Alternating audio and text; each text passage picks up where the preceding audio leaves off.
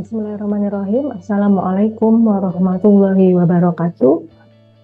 Selamat pagi dan salam sejahtera untuk kita semua. Perkenalkan, saya Latifah Mirzatika Al-Rosyid, dosen program studi teknik lingkungan, Fakultas Teknik Universitas Muhammadiyah Jember. Perkenalkan, saya kali ini akan menjelaskan mata kuliah yang saya ambil, yaitu mata kuliah rekayasa lingkungan dengan metode GIA, Delivery, Interaction, and Assessment. Video ini dibuat dengan tujuan untuk memenuhi salah satu persyaratan sertifikasi dosen tahun 2024, yaitu pernyataan diri dosen dalam unjuk kerja Tridharma Perguruan Tinggi atau PDD UKT-PT, khususnya di aspek pengajaran. Saya akan memulai dengan menjelaskan deskripsi dan informasi umum dari mata kuliah rekayasa lingkungan. Mata kuliah rekayasa lingkungan ini memiliki bobot sebesar 2 SKS selama 1 semester ke depan. Mata kuliah rekayasa lingkungan ini mempelajari tentang pentingnya lingkungan dan interaksinya dalam perencanaan pembangunan bidang teknik lingkungan yang berwawasan lingkungan dalam rangka meningkatkan derajat kesehatan masyarakat.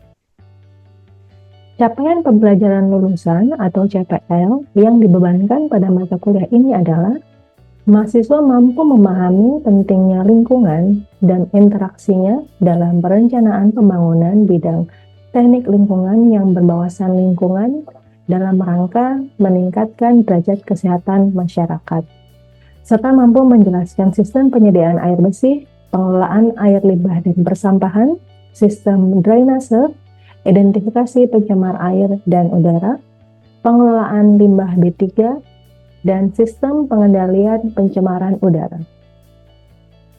Adapun capaian pembelajaran mata kuliah atau CPMK pada akhir mata kuliah ini, yang pertama, mahasiswa mampu menjelaskan konsep dasar hubungan timbal balik manusia dan lingkungan, kesehatan masyarakat dan lingkungan, serta pentingnya rekayasa lingkungan.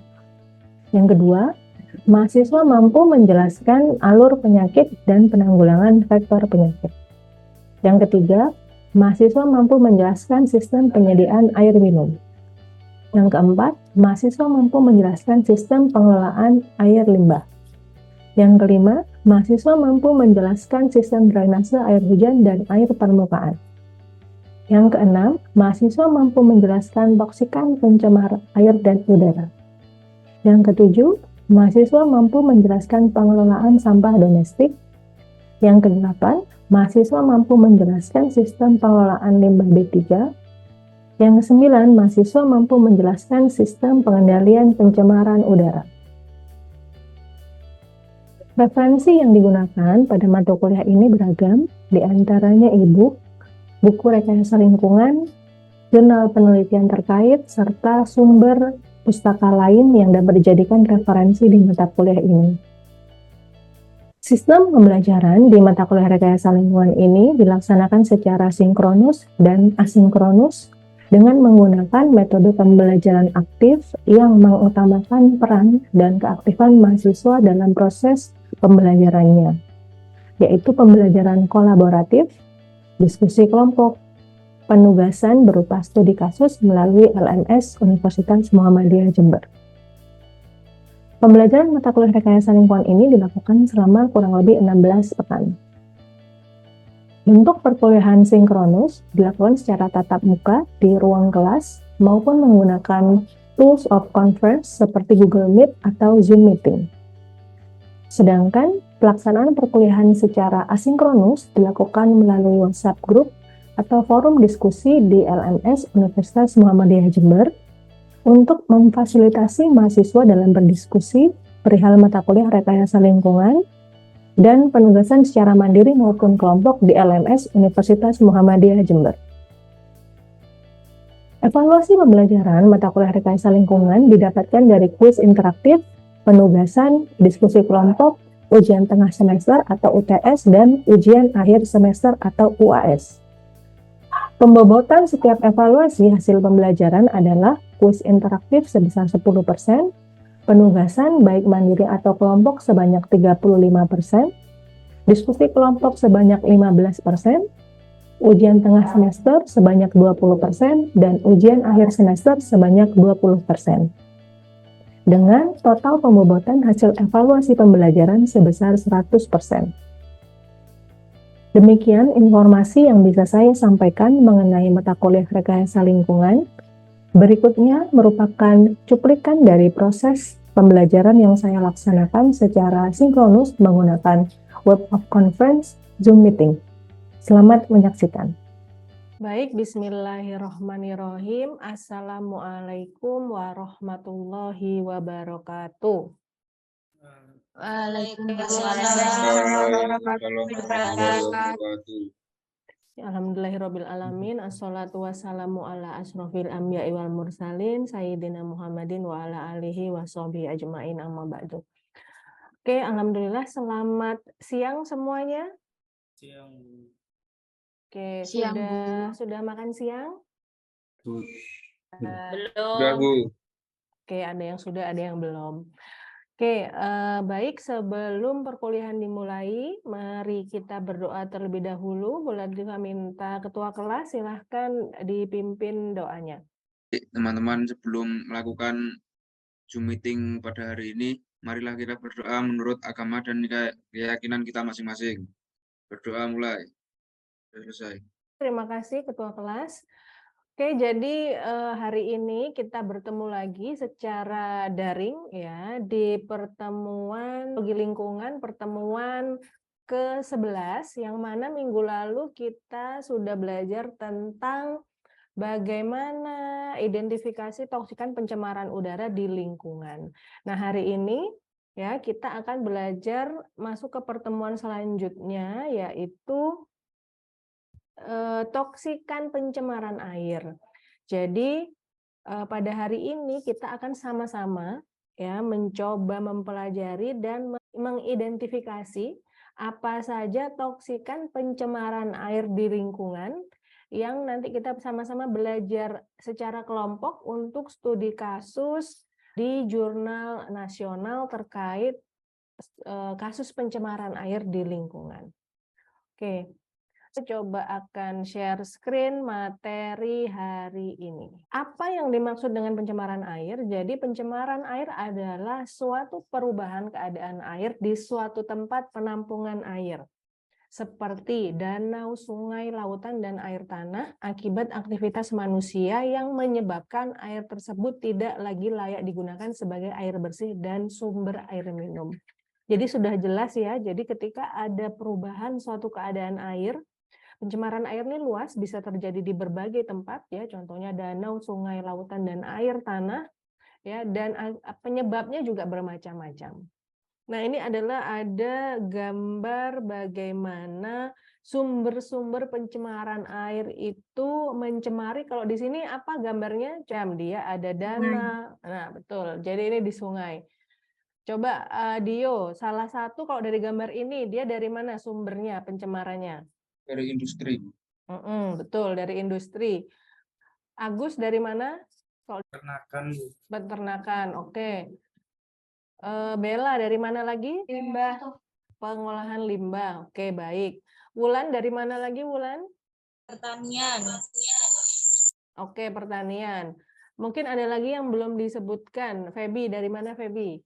Pemukiman. Betul.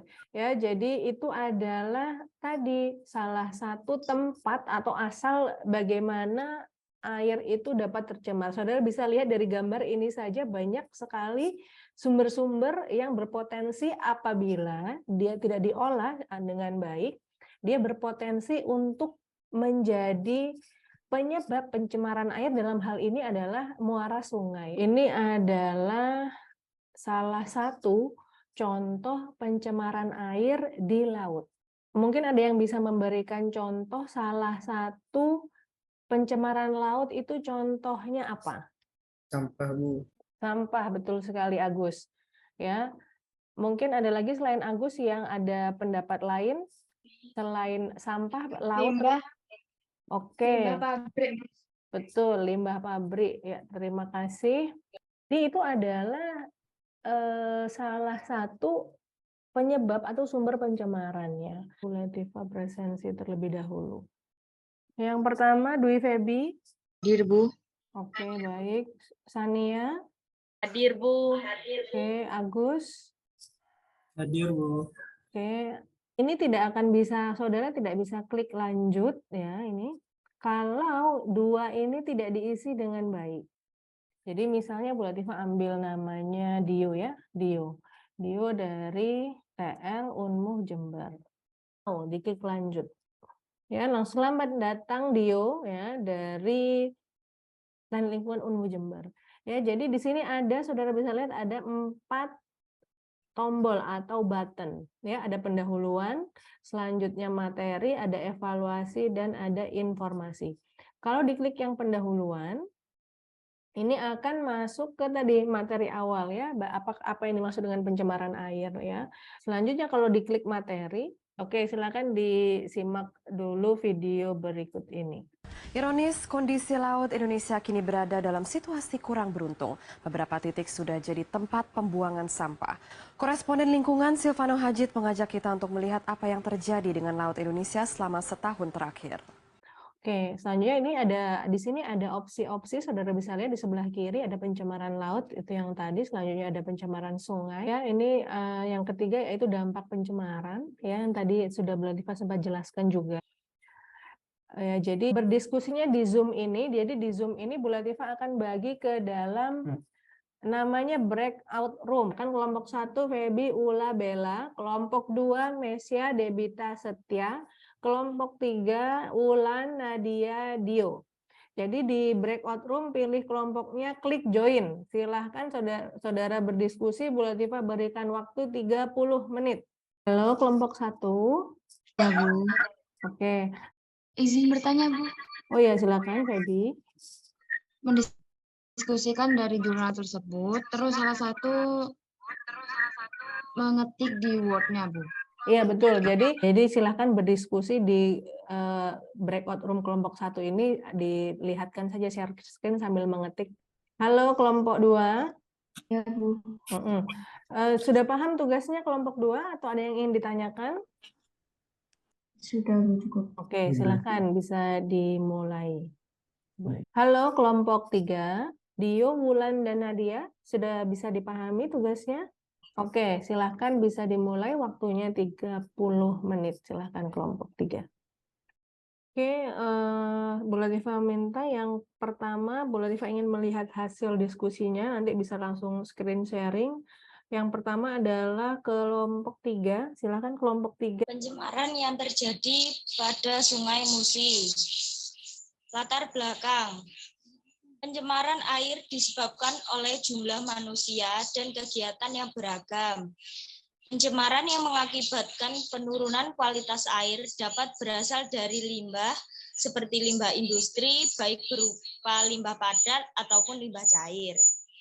Jadi ini adalah analisis pencemaran air Sungai Musi akibat aktivitas industri. Ya, lokasinya studi kasusnya di Kecamatan apa kelompok 3? Kecamatan Kertapati, Kota Palembang. Oke, Kecamatan Kertapati, Kota Palembang. Jadi ini adalah jurnal yang dibahas oleh kelompok 3, ini adalah pencemaran air, badan airnya adalah di sungai, ya. Sungainya adalah Sungai Musi di Palembang. Tadi penyebab pencemarannya adalah industri ya. Ya, Bu. Coba kelompok 3 di jurnalnya apakah dijelaskan spesifik industrinya apa yang ada di sekitar sepanjang Sungai Musi itu? Industri batu bara,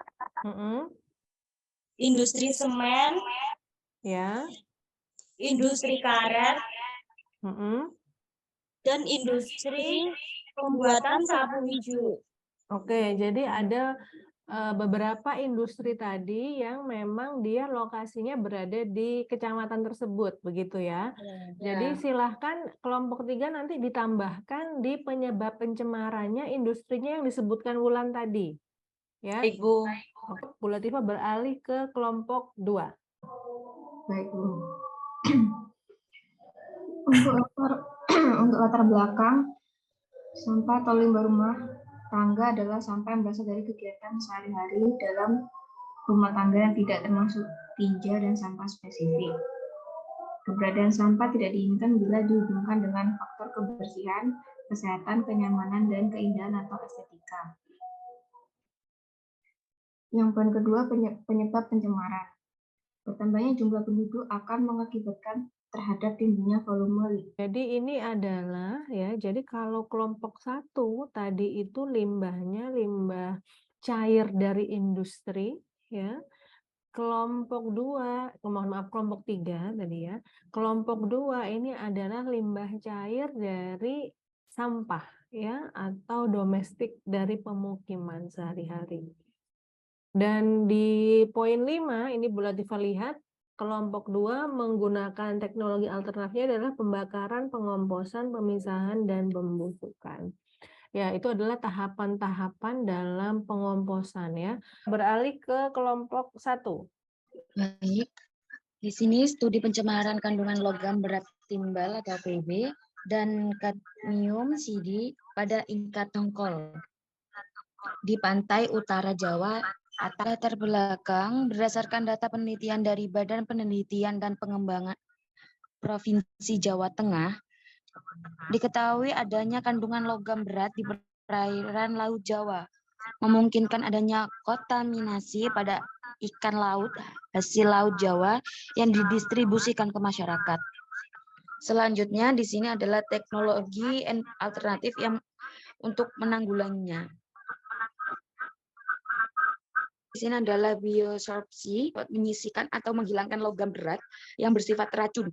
Oleh karena itu, biosorpsi dapat dipertimbangkan sebagai suatu teknologi alternatif yang ramah lingkungan untuk mengolah limbah cair industri yang secara ekonomi layak digunakan.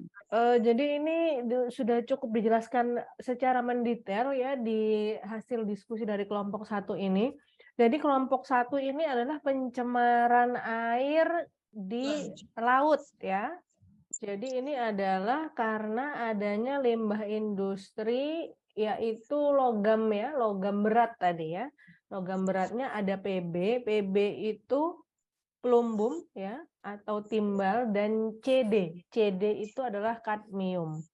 Ya, tadi ada di sini dijelaskan yang logam berat menyebabkan alergi bersifat mutagen, teratogen atau karsinogen bagi manusia ataupun hewan. Ya, mutagen berarti dia itu bermutasi, belum selesai. Jadi dia masih bisa bermutasi.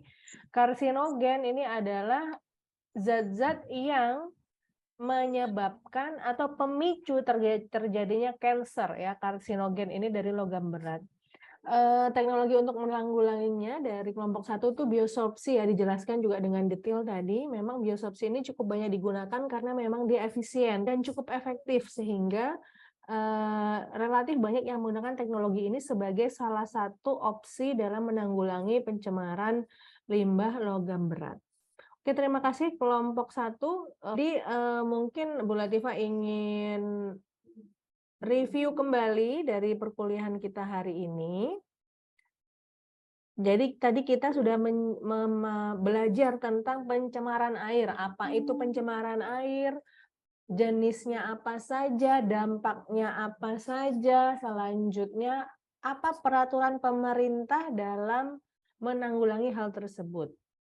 Juga tadi jenis pencemarannya kalau dari studi kasus atau jurnalnya tadi berbeda-beda. Kelompok 1 pencemaran laut, kelompok 2 pencemaran sampah ya, kelompok 2 ya, pemukiman, kelompok 3 ini pencemaran air sungai ya. Jadi tadi ada beberapa jenis-jenis pencemaran yang sudah saudara diskusikan bersama di kelompoknya.